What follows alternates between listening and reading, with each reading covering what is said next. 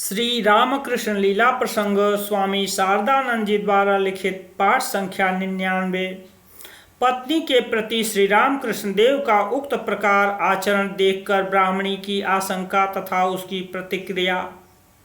पत्नी के प्रति कर्तव्य पालन में तत्पर श्री रामकृष्ण देव को यथार्थ रूप से समझना उस समय भैरवी ब्राह्मणी के लिए बहुधा संभव न हो सका था। श्रीमद तोतापुरी जी के संस्पर्श में आकर श्री रामकृष्ण देव के संन्यास लेते समय उन्होंने उस कार्य से उनको विरत करने का प्रयास किया था। उनको ऐसा प्रतीत हुआ था कि सन्यासी बनकर अद्वैत तत्व के साधन में अग्रसर होने पर श्री रामकृष्ण देव के हृदय से ईश्वर प्रेम समूल विनष्ट हो जाएगा। इस तरह की ही कोई आशंका इस समय भी उनके मन में उदित हुई थी। उन्होंने संभवतः यह सोचा होगा कि अपनी पत्नी के साथ इस प्रकार घनिष्ठ रूप से मिलने के फलस्वरूप श्री रामकृष्ण देव के ब्रह्मचर्य को हानि पहुंच सकती है, किंतु श्री रामकृष्ण देव पहले की तरह अब की बार भी ब्राह्मणी के उपदेशानुसार आचरण नहीं कर सके थे। अतः निस्संदेह ब्राह्मणी इससे नितांत क्षुभित हुई थी, किंतु इतने ही से वह विषय समाप्त नहीं हो गया। उस घटना से उनकी आत्ममर्यादा में धक्का लगने के कारण क्रमशः उनमें अहंकार का उदय हुआ था एवं उसके परिणाम स्वरूप कुछ काल के लिए श्री रामकृष्ण देव के प्रति उनकी श्रद्धा कुछ उठ सी भी गई थी।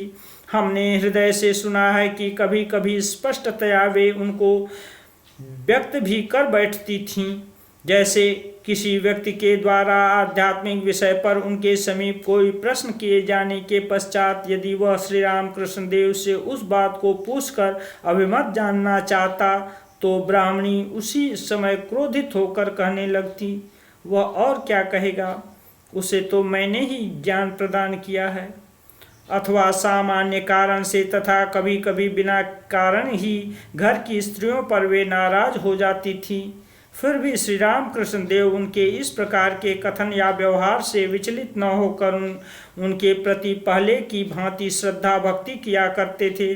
उनके निर्देशानुसार श्री माँ भी ब्राह्मणी को सास की तरह मानकर भक्ति तथा प्रीति के साथ उनकी सेवा में सदा नियुक्त रहती थीं तथा कभी भी उनके किसी कार्य का कथन या प्रतिवाद नहीं करती थीं।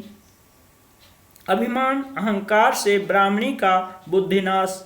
अभिमान अहंकार की बुद्धि होने से विवेकी पुरुष का भी बुद्धि भ्रम हो जाया करता है। इसलिए उस अहंकार को पग पग पर प्रतिहत होते देखकर ही मानव को उसके अवश्यंभावी विपरीत फल की धारणा होती है तथा उसको परित्याग कर अपने कल्याण साधन करने का उसे अवसर प्राप्त होता है। विदुषी राधिका ब्राह्मणी के लिए भी तब ऐसा ही हुआ था। अहंकार के वशीभूत हो जहाँ जैसा आचरण करना चाहिए वहाँ उस प्रकार आचरण करने में असमर्थ होकर एक दिन उन्होंने एक महान अनर्थ उपस्थित कर दिया था। उक्त विषय घटना श्रीनिवास शांखारी का उल्लेख इससे पहले ही हम कर चुके हैं। उच्च जाति में उनका जन्म होने पर भी भगवत भक्ति में श्रीनिवास अनेक ब्राह्मणों की अपेक्षा श्रेष्ठ थे। श्री रघुवीर का प्रसाद ग्रहण करने के निमित्त एक दिन वे श्री रामकृष्ण देव के समीप उपस्थित हुए। भक्त श्रीनिवास के आगमन से श्री रामकृष्ण देव तथा उनके परिवार के सभी लोग अत्यंत आनंदित हो उठे। भक्तिमती ब्राह्मणी भी उनकी श्रद्धा भक्ति देखकर बड़ी प्रसन्न हुई। दोपहर तक भक्ति संबंधी विभिन्न चर्चाएं होती रहीं एवं श्री रघुवीर के भोग के उपरांत श्रीनिवास जी प्रसाद पाने बैठे। भोजन करने के पश्चात प्रचलित प्रथा के अनुसार जब वे अपनी जूठन उठाने लगे तब ब्राह्मणी ने उन्हें मना किया और कहा, हमें लोग वह कर लेंगे। ब्राह्मणी के बारंबार इस प्रकार कहने से विवश हो वे मान गए और बाद में अपने घर चले गए। ब्राह्मणी के साथ हृदय का कलह। समाज प्रबल गांवों में सामाजिक नियमों की अवहेलना से बहुधा महान क्लेश उपस्थित हो जाता है तथा उसके फलस्वरूप दलबंदी भी होने लगती है। उस समय भी प्राय वही स्थिति उत्पन्न हुई, क्योंकि ब्राह्मण की पुत्री होकर भैरवी श्रीनिवास की जूठन साफ करेंगी। इस विषय को लेकर श्री रामकृष्ण देव के दर्शन के निमित्त आई हुई गांव की ब्राह्मण कन्याएं घोर आपत्ति करने लगीं, किंतु भैरवी ब्राह्मणी उनकी इस बात को मानने के लिए प्रस्तुत न हुई। क्रमशः बात बढ़ने लगी तथा श्री राम कृष्ण देव के भांजे हृदय के कानों तक यह बात पहुंची। साधारण विषय को लेकर इस प्रकार महान अशांति होने की संभावना देखकर हृदय ने ब्राह्मणी को उस कार्य से विरत करना चाहा, पर उन्होंने उसे स्वीकार नहीं किया। ब्राह्मणी के साथ हृदय का घोर कलह होने लगा। हृदय ने उत्तेजित होकर कहा, ऐसा करने से तुम्हें हम घर में नहीं रहने देंगे। ब्राह्मणी भी शांत होने वाली नहीं थी। वे बोली, इससे हानि ही क्या होगी, शीतला के घर में मनसा सोवेगी। तब घर के और लोगों ने मध्यस्थ होकर अत्यंत विनम्रतापूर्वक ब्राह्मणी को उस कार्य से निरस्त कर उस विवाद को शांत किया। अपना भ्रम विदित होने पर ब्राह्मणी को अपराध की आशंका तथा अनुतप्त होकर क्षमा याचना पूर्वक उनकी काशी यात्रा। अभिमानी ब्राह्मणी उस दिन निरस्त अवश्य हुई, किंतु उस घटना से उनके हृदय में बहुत चोट पहुंची। क्रोध का उपशमन होने पर शांतिपूर्वक चिंतन करने से उन्हें अपना भ्रम विदित हुआ तथा वे सोचने लगीं कि वहां पर उनको जब इस तरह का बुद्धि भ्रम हो रहा है तो ऐसी स्थिति में उनके लिए वहां और रहना उचित नहीं है। सत असत विचार संपन्न विवेकशील साधक जब आत्म परीक्षा में प्रवृत्त होते हैं तब उनके चित्त का कोई भी मालिन्य उनके समक्ष आत्मगोपन नहीं कर पाता है।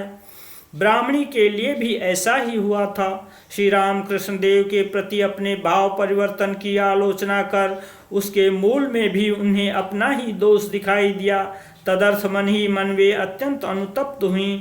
इसके कुछ दिन बाद एक दिन भक्ति पूर्वक अपने हाथ से विविध पुष्पों की माला बनाकर तथा श्री राम कृष्ण देव को चंदन चर्चित कर उन्होंने श्री गौरांग बुद्धि से उनका मनोहर श्रृंगार किया और उनके समीप आंतरिक रूप से क्षमा याचना की। तदनंतर संयत होकर मन प्राण ईश्वर में समर्पण कर कामारपुकुर से वे काशी धाम के लिए रवाना हुई। 6 वर्ष तक श्री राम कृष्ण देव के साथ निरंतर रहने के पश्चात ब्राह्मणी ने उनसे विदा ली। श्री राम कृष्ण देव का कलकत्ता वापस आना। इस प्रकार विभिन्न रूप से कामारपुकुर में प्राय 7 महीने व्यतीत करने के अनंतर संभवतः सन 1868 के अक्टूबर नवंबर मास में श्री राम कृष्ण देव पुनः दक्षिणेश्वर वापस आए। उनका शरीर उस समय पहले की भांति स्वस्थ तथा सबल हो गया था। वहां लौटने के कुछ ही दिन बाद उनके जीवन में एक विशेष घटना उपस्थित हुई थी। अब हम पाठकों को उसी का उल्लेख करेंगे।